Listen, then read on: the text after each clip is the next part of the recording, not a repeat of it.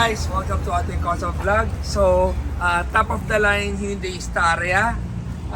Ito yung upuan niya sa harapan. Pero ano bang naiiba dito? Siyempre, kinabit din namin ng wheelchair lift.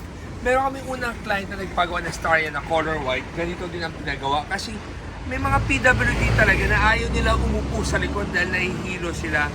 So sa mga PWD na hindi sanay umupo sa likod at gusto nila sa harapan na upo, ang good news, meron ng pwedeng kabitan ng PWD wheelchair lift sa harapan, which is the Hyundai Staria. Sa ibang unit hindi namin magawa to, pero sa Hyundai Staria lang namin nagawa to. Pero ano ba yung mga kailangan mo i-modify? So ni-retain pa rin namin to as original.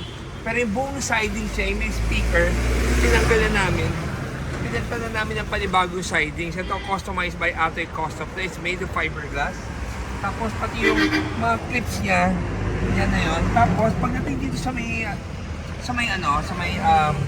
hinge niya, tinanggal namin to para bumukas ng todo para lang makalabas. So, how to operate? Yan, pipindutin ko lang yung kaliwa, which is ito.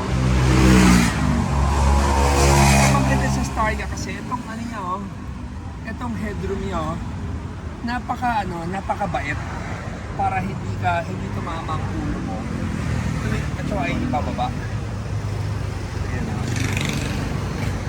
Diba?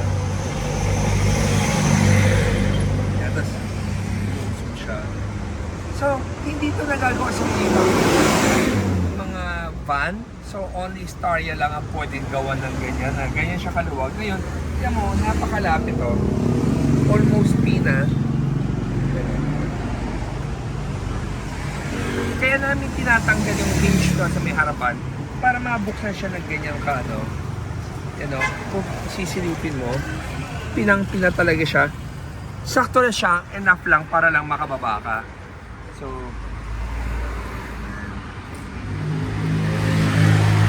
guys, kung nangangailangan ka ng PWD wheelchair lift na gusto mo upo sa harapan, I think this is perfect for you. So ito yung pinakasagad niya na baba.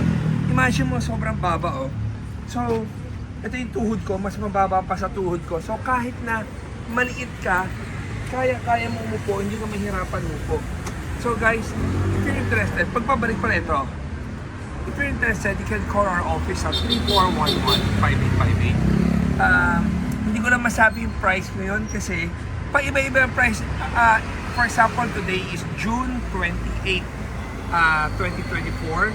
Ang price as of now, it's 570,000, including the modification of the chair. Kasi itong wheelchair lift pala na to, ginawa to para sa mga cars like Toyota Alphard or any van na ayaw mong gamitin, gusto mong gamitin yung original na upuan mo. Like ito ngayon, itong inuupuan ko ngayon ay original na upuan ng Hyundai Staria. Hindi siya upuan ng kasama ng wheelchair lift. Para lang yung unit mo identical pa rin ang look identical pa rin ang look sa mga ibang upuan ng sasakyan mo.